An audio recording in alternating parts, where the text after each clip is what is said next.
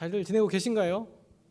점점 더 더워지고 있고 또 장기화된 코로나 때문에 참 여러 가지로 힘든 점이 많습니다. 그래도 좀 희망이 보이고 소망이 보이는 것은 백신 맞으신 분들 많이 계시죠? 이제 백신도 점점 더 많이 맞으시고 또 그러면서 분위기도 조금씩 나아진 것 같습니다. 교회 오시는 분들도 더 많아지고 또 교회 사역도 조금씩 이제 계획하고 그렇게 되는데요. 계속해서 끝까지 잘 이겨내시고 또 아직 백신 주사 안 맞으신 분들은 또 잘 맞으시고 또 건강하게 맞으시고 또 다들 또 하나님의 은혜 가운데 또 살아가실 간절히 축원을 드립니다. 오늘 함께 이 시간 나눌 말씀 로마서 8장입니다. 로마서 8장 말씀인데요. 사도 바울이 쓴 서신서가 많이 있는데 그 중에 가장 또 길기도 하고 또 가장 유명하고 또 가장 많은 사람들이 사랑하는 이 편지가 바로 이 로마서입니다. 신약 성경에 나오는 사도 바울이 쓴 서신서 대부분은 다 사도 바울이 이제 방문했던 교회들이나 이미 친분 관계를 갖고 있는 사람들에게 쓴 편지들입니다. 그런데 로마서는 그렇지가 않습니다. 로마서는 사도 바울이 한 번도 방문하지 않았던 로마 교회를 향해서 쓴 편지가 바로 이 로마서입니다. 물론 나중에는 사도 바울이 로마에 갑니다. 로마에 가서 또 이렇게 복음도 전하고 또 결국에는 네로 황제에게 이제 참수형을 당해 순교를 당하게 되는데요. 로마서를 쓸 당시에는 사도 바울이 로마 교회를 한 번도 방문한 적이 없었습니다. 그러다 보니까 로마서의 수신자인 이 로마 교회에 대해서 사도 바울이 물론 알고는 있었지만 자신이 그 전에 방문했던 또 그 전에 썼던 이런 여타의 서신서들하고는 좀 다른 로마서만의 특징이 생기게 되었습니다. 그 특징이 뭐냐면 다른 서신서들에 비해서 사도 바울이 누구나 알아야 할 복음에 대해서 로마서에 잘 기록을 한 겁니다. 로마서를 많이 읽어보셨겠지만 로마서에는 정말 주옥과 같은 너무나 은혜스러운 구절들이 많습니다. 성경을 읽을 때 줄을 치잖아요. 우리 은혜스러운 구절에 줄을 치는데 로마서를 읽게 되면 줄을 너무 많이 쳐야 돼가지고 나중에 줄을 치기를 포기하게 되는 그 정도로 참 좋은 구절들, 은혜스러운 구절들이 많습니다. 그래서 우리가 잘 아시는 사형리나 이 브릿지라는 전도지가 있는데요. 그런 전도지들도 보면 성경 구절이 많이 나오는데 거기에 나오는 성경 구절들 가장 많이 인용된 성경책이 어디냐면 로마서입니다. 로마서에 있는 구절들이 이 전도지에도 굉장히 많이 인용이 된다는 거죠. 그건 무슨 얘기냐면 그만큼 로마서에는 우리가 꼭 알아야 할 복음의 핵심 내용들이 가득하게 담겨 있다는 겁니다. 그래서 그런지 로마서를 통해서 회심을 하거나 신앙의 전환점을 마련했다고 고백하는 이야기들이 굉장히 많습니다. 많이들 아시지만 가장 유명한 예를 들면 마르틴 루터가 로마서를 연구하면서 로마서를 신학교에서 또 강의하면서 복음에 대해서 깨닫게 되었고요. 우리가 잘 아는 로마서 1장 17절, 16절, 17절 말씀이 이 종교개혁의 대표적인 구절이 되기도 했습니다. 또 성 어거스틴은 오랫동안 이 내면의 갈등 가운데 신앙 가운데 씨름을 했는데 그렇게 씨름하는 가운데 로마서 13장 13절, 14절의 말씀을 읽으면서 정말 참 자유에 대해서 그리고 진정한 회심으로 나아가는 그런 귀한 시간을 가질 수 있었습니다. 그 외에도 로마서를 읽고 은혜 받고 이랬던 변화된 이야기들은 수도 없이 많습니다. 오늘 본문 말씀인 로마서 8장 말씀도 굉장히 유명하고 또 좋아하는 분도 많은 구절입니다. 아마 지금 우리가 조금 전에 성경 같이 읽었는데 읽으시면서도 어떻습니까? 읽는 것 자체만으로도 이 말씀을 읽는 것 자체만으로도 은혜 받는 분들 굉장히 많이 계실 겁니다. 그냥 읽고 묵상하는 것만으로도 너무나 귀한 말씀들입니다. 26절과 27절 우리 다시 한번 읽어보겠습니다. 우리 말씀을 26절과 27절을 띄워주시면 다시 한번 같이 읽어보겠습니다. 이와 같이 성령도 우리의 연약함을 도우시나니 우리는 마땅히 기도할 바를 알지 못하나 오직 성령이 말할 수 없는 탄식으로 우리를 위하여 친히 간구하시느니라. 마음을 살피시는 이가 성령의 생각을 아시나니 이는 성령이 하나님의 뜻대로 성도를 위하여 간구하심이니라. 아멘. 어떻습니까? 읽기만 하셔도 은혜가 되시지 않으세요? 더 이상 설명이 필요가 없어 보입니다. 26절은 이와 같이라는 단어로 시작을 하는데요. 이와 같이라는 단어로 시작을 한다는 것은 지금 이 함께 읽은 26절, 27절 말씀이 독립된 말씀이 아니라 바로 앞에 있는 내용과 연결되는 것이라는 걸 알 수 있는데, 이와 같이 하면 좀 애매합니다. 이 접속사 이와 같이가 좀 이게 무슨 내용인가 좀 어려운데, 좀 비슷한 접속사로 바꾸면 이와 같이를 그러니까, 그러므로 라는 말로 바꿀 수 있습니다. 그러니까 오늘 본문 바로 앞에 내용에 이어서 그러므로, 그러니까 이런 말씀이 이어지는 거죠. 앞에 내용 잠깐 살펴보면 사도 바울은 로마 교회를 비롯해서 그리스도인들이 믿고 있는, 그리스도인이 받고 있는 현재의 고난에 대해서, 피조물들의 탄식에 대해서 이 말씀을 기록합니다. 그리고 이어서 나오는 내용은 뭐냐면 보이지 않는 소망, 믿음으로 붙잡아야 하는 그 소망을, 그 기다려야 하는 그 소망에 대해서 이 말씀을 하시는데요. 그러니까 이와 같이라고 시작하는 이 말씀은 그리스도인들에게 놓여 있는 삶이 그렇게 만만치 않다는 겁니다. 그러나 그럼에도 불구하고 그리스도인들은 보이지 않는 소망을 바라보며 참으며 기다리는 삶을 살아야 한다는 것을 말씀하고 있습니다. 그것이 바로 우리들의 모습이라는 거죠. 무엇보다 그렇게 어려운 상황 가운데 보이지 않는 소망을 참으며 기다리고 있는 이들에게 오늘 말씀을 통해서 무엇을 얘기하냐면, 그런 우리들의 모습을 성령님께서 다 아신다는 겁니다. 우리의 연약함을 성령님께서 도우신다고 말씀하고 있습니다. 특히나 우리가 연약한데 얼마나 연약하냐면 마땅히 기도할 바를 알지 못할 정도로 연약하다고 말합니다. 단순히 말하면 기도할 수 없을 정도로 그렇게 어렵고 힘든 상황에 있다는 겁니다. 우리가 그리스도인이 되면서 자연스럽게 좋은 것도 있지만 또 자연스럽게 우리가 해야 되는 일이 뭐냐면 영적인 싸움입니다. 우린 그리스도인이 되는 동시에 매일매일 영적인 싸움을 해나가야 됩니다. 그런데 영적인 싸움에서 가장 귀하고 가장 큰 무기가 두 가지가 있는데, 그게 뭡니까? 바로 말씀과 기도입니다. 이 말씀과 기도는 아무리 강조해도 지나치지 않습니다. 말씀과 기도는 매일매일 반복해서 우리가 강조해도 절대로 지나치지 않습니다. 그만큼 중요합니다. 말씀은 뭡니까? 말씀은 영혼의 양식이고요. 기도는 뭡니까? 우리 영혼의 호흡이라고 말합니다. 양식을 먹지 않으면 죽습니다. 호흡이 멈춰도 살 수 없습니다. 우리의 신앙생활에 말씀이 제대로 공급되지 않고 우리의 기도가 끊긴다면 우리는 제대로 신앙생활을 할 수 없습니다. 말씀과 기도는 말씀드린 대로 영적 전쟁의 가장 큰 무기입니다.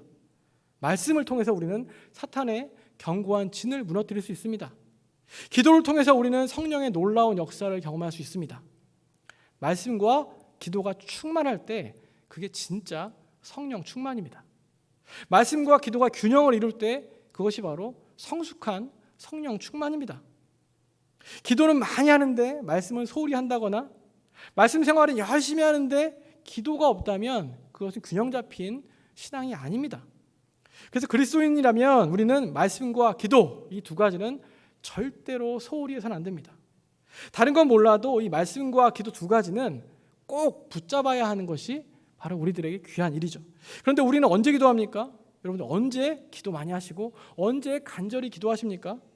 보통 어려울 때, 고난이 찾아올 때 우리는 기도의 자리로 많이 나아갑니다. 어떤 어려움이나 고난이 찾아올 때 대부분의 그리스도인들이 바로 들게 되는 생각, 바로 들게 되는 마음이 뭐냐면 기도해야겠다, 이런 마음이 자연스럽게 듭니다. 물론 평안할 때 열심히 기도하는 것이 좋죠. 평안할 때 풍성한 기도 생활을 한다면 그보다 더 좋은 일 없을 겁니다. 그런데 참 어떻습니까? 우리 인간들의 모습 어떻죠? 참 간사합니다. 참 간사해서 모든 것이 다 잘 되면 기도는 하겠지만 그렇게 간절하게 기도하지 않습니다. 근데 어떻습니까? 참 신기하게도 어려움이 찾아오고 또 여러 가지 힘든 상황이 겹치면 그때는 정말로 간절하게 기도하게 됩니다. 그런데 종종 어떤 경우에는 말할 수 없는 충격, 말할 수 없이 정말 충격적인 어려움을 당하거나 정말 이성을 잃을 정도로 힘든 고난을 맞이하게 되면, 그때 되면 사람이 기도를 못합니다. 무엇을 기도해야 할지, 어떻게 기도해야 할지 몰라 당황하는 경우가 종종 있습니다. 자신의 마음을 추스리지 못해서 어디서부터 기도해야 할지 몰라서 기도의 자리에 나와 있는데 그냥 멍하니 앉아 있는 경우, 또 기도의 자리에 나와서 어떠한 기도도 하지 못하고 그냥 하염없이 눈물만 흘리는 경우도 있습니다. 그런데 오늘 말씀에 보면 바로 그때 바로 그렇게 마땅히 기도할 바를 알지 못하고 있는 그런 상황을 만났을 때도 우리를 대신해서 성령님께서 말할 수 없는 탄식으로 간구하고 계시다는 겁니다.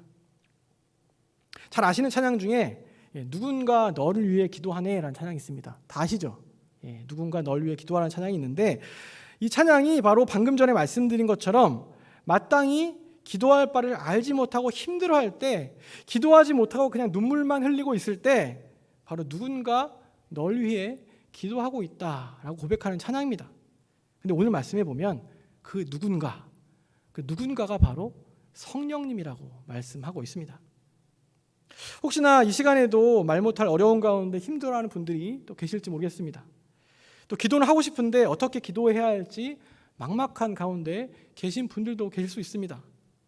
특히 요즘 코로나 때문에도 그렇고 경제적인 어려움도 있고요. 또 관계도 어렵고요. 영적인 생활을 또 해나가는 것도 쉽지 않습니다. 이렇게 어려워할 때, 우리의 연약함 때문에 너무나 힘들어할 때 저와 여러분들을 위해서 성령님께서 친히 간구해 주신다고 말씀합니다. 하나님의 뜻대로 성도를 위하여 간구하고 계시다는 겁니다.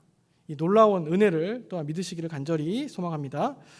이어지는 8장 28절 말씀, 너무나 좋아하는 말씀이 또 이어져 나오는데요. 함께 28절을 함께 또 읽어보겠습니다. 28절입니다.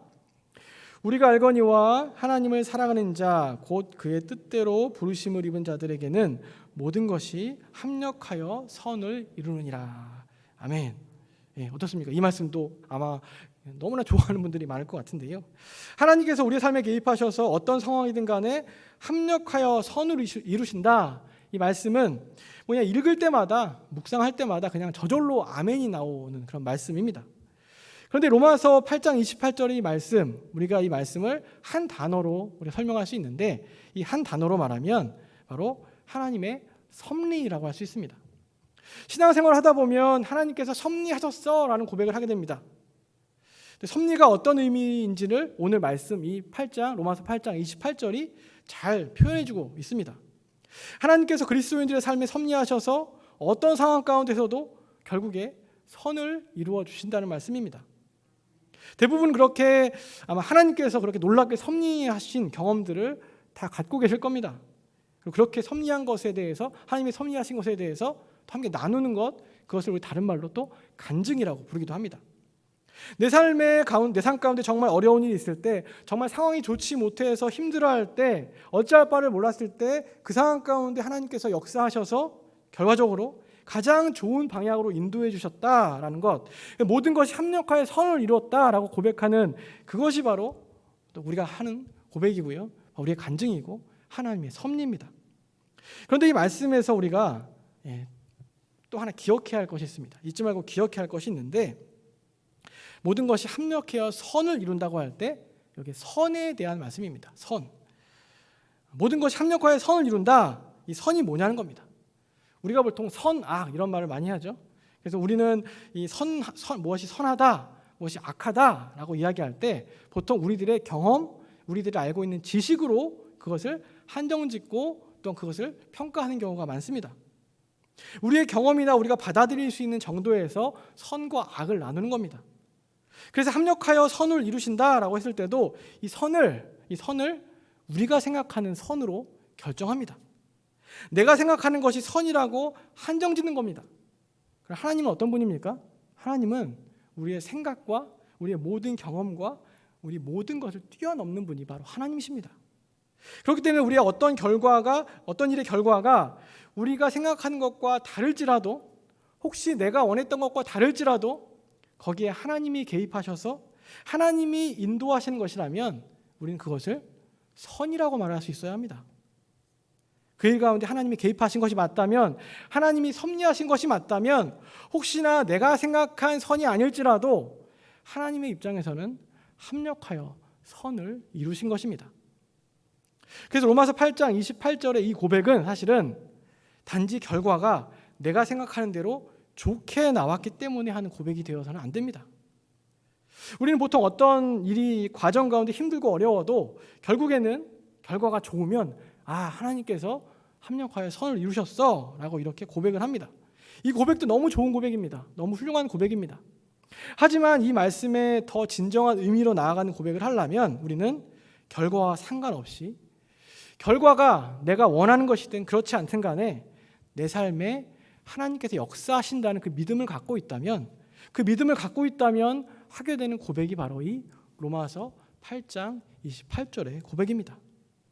하나님께서 내 삶을 인도하시기 때문에, 하나님께서 내 삶에 개입하시고 섭리하시기 때문에 결과와 상황에 상관없이 모든 것이 합력하여 선을 이루시고 그 선이 바로 하나님의 선이라고 고백하는 것, 이것이 바로 이 로마서 8장 28절의 고백입니다. 우리들의 삶 가운데도 여러 가지 어려움을 만날 수도 있습니다. 분명히 나는 기도했고 나는 하나님의 뜻에 따라 살려고 열심히 노력했는데 상황이 잘 풀리지 않습니다. 당장 너무나 어렵고 앞이 보이지 않을 수 있습니다. 그런 상황 가운데서 설령 내가 원하는 결과가 나오지 않더라도 내 삶을 주관하시는 하나님이 계심을 우리가 신뢰할 때, 주님께서 내 삶을 온전히 인도하신다는 것을 신뢰할 때 나오는 고백이 바로 모든 것이 합력하여 선을 이루신다는 고백이라는 겁니다. 우리들의 삶 가운데도 이런 놀라운 고백이 넘치시기를 간절히 소망합니다. 이어지는 29절과 30절도 보겠는데요. 여기에 특이한 점이 있습니다. 29절에 보시면 같은 단어가 계속해서 연속해서 등장을 하는데, 미리 아신 자들, 미리 정하셨으니, 미리 정하신, 이렇게 미리라는 이 단어가 계속 반복됩니다. 그래서 보통 이 말씀을 이야기하면서 많은 사람들이 이 미리라는 단어 때문에 여기서 예정론을 이야기합니다. 예정론. 이 시간에 예정론에 대해서 다 말씀드리기는 시간이 없고요. 한 가지만 말씀을 드리면, 예정론은 하나님께서 우리들을 미리 예정하셔서 하나님의 자녀로 부르셨다는 건데요. 이 말씀을 여러분들은 개인적인 믿음의 고백으로 먼저 받아들이시면 좋겠습니다. 무슨 말이냐면, 내 삶을 돌아보니 내 삶을 여기까지 인도하신 것 하나님의 역사였고, 지금 내가 이 자리에 있는 것 다 하나님께서 미리 예정하신 것이다 라는 고백을 우리가 드리는 겁니다. 우리의 구원에 대한 감사와 감격의 고백이 바로 이 예정론입니다. 앞서 말씀드린 것처럼 모든 것이 합력하여 선을 이루신다는 고백과 또 이렇게 함께 맞물리는 고백인데요. 그런데 이 예정론에서 조심해야 될 게 있는데, 이 예정론을 조금만 깊게 들어가면 우리가 하나님의 영역까지 침범할 수가 있습니다. 무슨 소리냐면, 하나님이 구원할 사람과 구원받지 못할 사람을 미리 정하셨다라는 주장을 하거나, 어떤 사람이 잘못되는 것까지도 하나님께서 다 미리 결과적으로 결정을 내놓으셨다라고 주장을 한 겁니다. 이렇게 되면 어떻게 되죠? 그냥 위험해집니다. 물론 하나님은 전지전능하신 분이니까 미래의 결과까지 다 아시는 분은 맞습니다. 하지만 우리가 지금 말씀드린 것처럼 구원받을 사람과 구원받지 못할 사람을 미리 정하셨다 이렇게까지 나아가게 되면, 거기까지 나아가게 되면 우리는 하나님의 영역을 침범하게 됩니다. 실제로 기독교 역사에서요, 이 예정론 때문에 굉장히 많이 논란이 됐고 서로 굉장히 많이 싸웠습니다. 그래서 예정론에 대해서 우리가 기억할 때 당부드리는 것은, 예정론은 개인적인 믿음의 고백으로 받으시길 바랍니다. 조금 더 나아가면 보이지 않는 소망임에도 예수 그리스도를 붙잡고 예수 그리스도를 통해서 이루어질 온전한 구원이 바로 우리에게 이루어진다는 그 놀라운 사실, 그것이 미리 알려졌다는 사실을 기억하시는 예정론이 되시면 좋겠습니다. 30절도 굉장히 중요한 말씀인데요, 이 한 절만으로도 또 여러 가지 이야기를 할 수 있는데 30절 다시 한번 읽어보겠습니다. 30절입니다. 30절을 띄워주시면 읽겠습니다. 또 미리 정하신 그들을 또한 부르시고, 부르신 그들을 또한 의롭다 하시고, 의롭다 하신 그들을 또한 영화롭게 하셨느니라. 아멘. 여기도 몇 가지 중요한 단어가 나옵니다. 미리 정하심, 부르심, 의롭다 하심, 영화롭게 하심, 이런 표현들이 계속 나오는데요, 이 네 가지를 우리가 신앙의 여정 혹은 구원의 절차라고도 이야기할 수 있습니다. 먼저 미리 정하심은 방금 전에 말씀드린 것처럼 하나님께서 우리를 구원하시기 위해서 우리를 미리 부르시고 예정하셨다라는 우리가 개인적인 믿음의 고백이라고 할 수 있는데요, 이후에 이어지는 부르심, 의롭다 하심, 영화롭게 하심, 살펴보면 부르심은 우리가 흔히 다른 단어로 이 부르심은 소명이라고 부릅니다. 소명. 그리고 그리스도인 하나님의 자녀로 부르신 것이다, 우리 사역으로 부르셨다라고 할 때 소명이라고 부르는데요. 또 이어지는 의롭다 하심.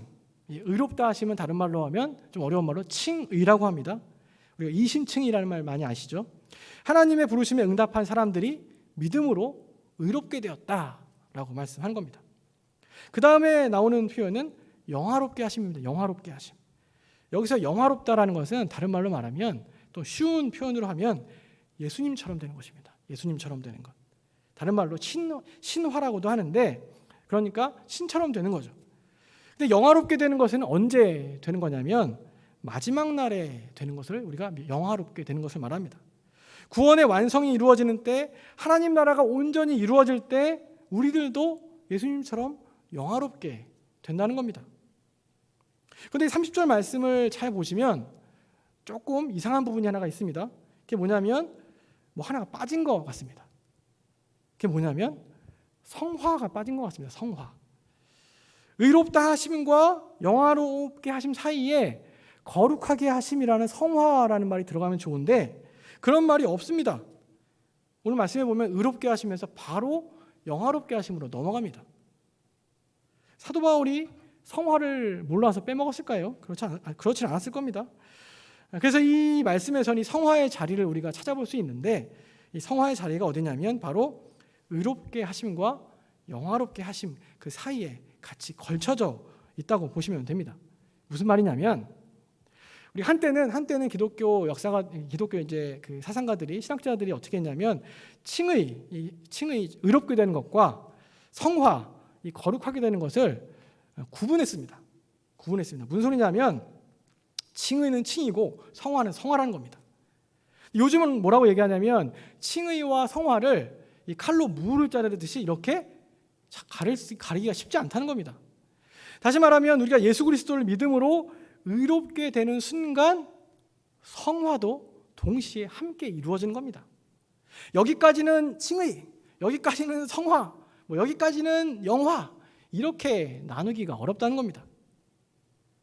우리가 예수를 믿는 순간, 예수님을 영접하는 순간 우리는 예수님을 닮아가는 성화가 함께 이루어진다는 겁니다.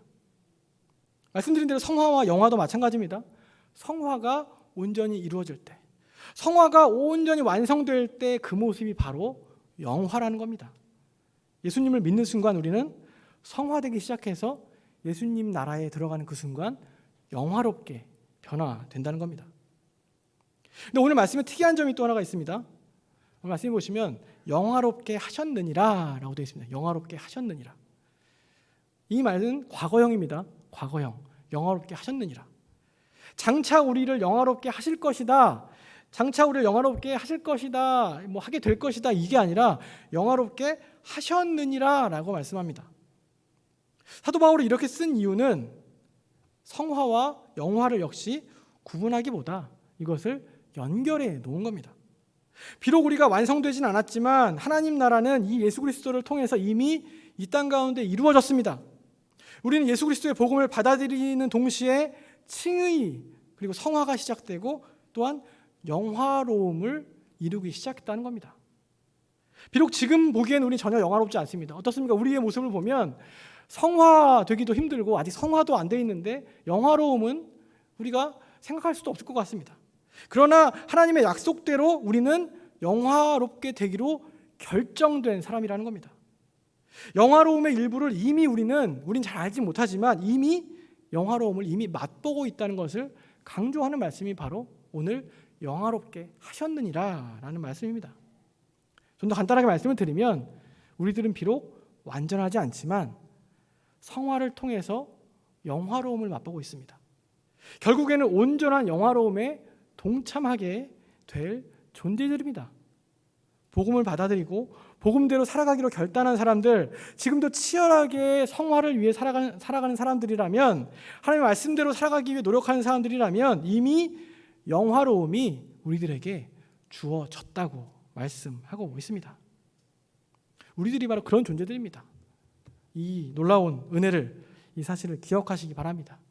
그리고 우리 삶 가운데 성화뿐 아니라 영화로움까지도 조금 더 또 경험하시고 맛보시는 저와 여러분들이 되시길 간절히 축원을 드립니다. 마지막으로 31절 이하의 말씀을 살펴보겠는데요. 31절 이하에는 하나님의 사랑에 대한 놀라운 사도 바울의 고백이 이어집니다. 뒤에 쭉 이어지지만 32절까지만 함께 읽었는데 8장 마지막까지의 말씀을 한번 댁에 가셔서 천천히 읽어보시면 그냥 말씀 한 구절 한 구절에 아멘이 나오고 저절로 은혜가 듭니다. 한번 읽으시고 또 묵상해 보시면 좋을 것 같은데 이 시간에 32절 말씀을 한번 같이 다시 한번 읽어보겠습니다. 32절입니다.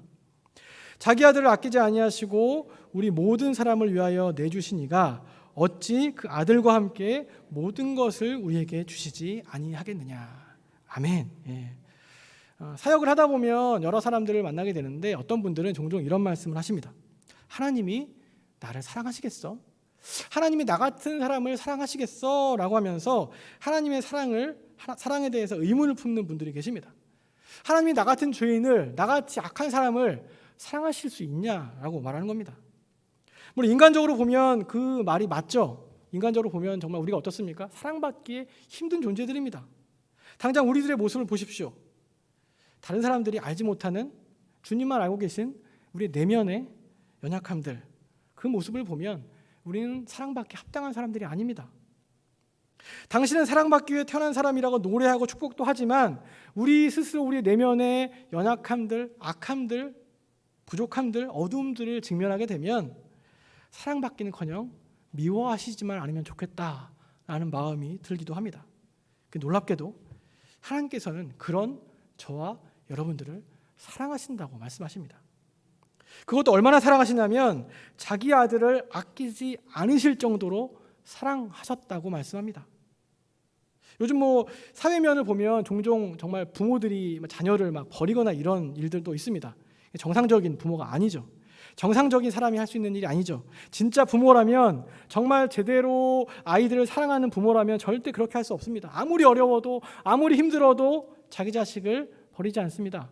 자식을 위해서라면, 자식을 살리기 위해서라면 목숨까지도 내어놓는 것이 부모들의 모습입니다. 그런데 하나님께서는 모든 사람들을 구원하시기 위해서 그렇게 사랑하는 아들을 아끼지 않고 내어주셨습니다. 이 30절 말씀을 가만히 들여다보고 있으면 우리는 창세기에 나오는 한 가지 장면이 떠오르게 됩니다. 바로 창세기 22장의 내용입니다. 아브라함이 100세에 낳은 아들 이삭을 이제 하나님께 번제로 드리는 그 장면인데요. 하나님께서는 자기 아들을 아끼지 않고 하나님께 번제로 드리려고 했던 아브라함의 이 믿음과 순종을 보시고 이제야 네가 하나님을 경외하는 줄을 내가 알겠다라고 말씀하십니다.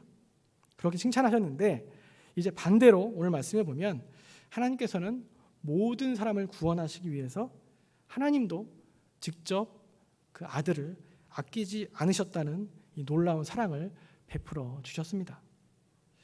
우리는 종종 우리가 받은 구원이 얼마나 놀라운 것인지 사실 간과하고 잊고 살 때가 많습니다. 하나님의 아들이신 예수님께서 이 땅에 인간의 몸을 입고 성육신하신 것, 그 예수님께서 온갖 고난을 받고 십자가에 달려 돌아가신 것, 이 놀라운 일이 사실은 말도 안 되는 일입니다. 이 말도 안 되는 일인 것을 우리가 잊어버릴 때가 너무나 많습니다.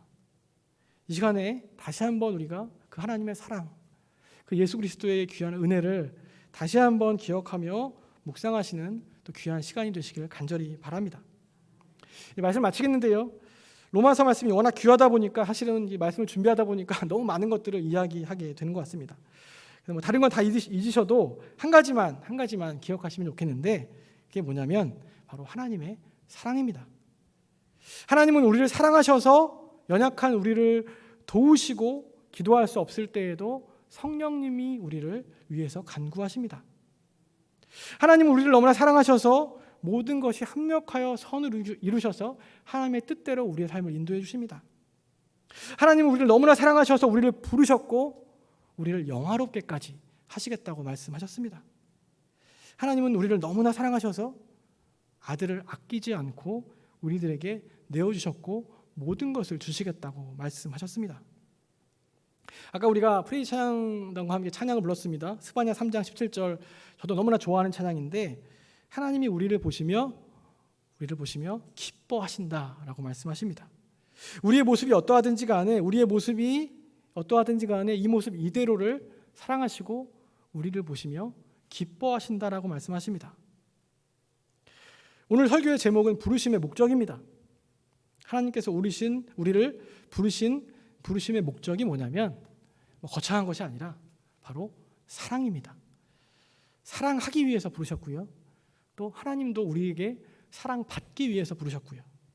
또 하나님의 그 놀라운 사랑을 사람들에게 전하게 하기 위해서 우리를 부르셨다는 사실을 기억하시기를 바랍니다. 이런 하나님의 놀라운 사랑을 또 오늘도 맛보시고 또 그 사랑 가운데 거하시고 그 사랑을 또 우리 주변의 많은 사람들에게 전하시는 저와 여러분들이 되시기를 간절히 축원합니다.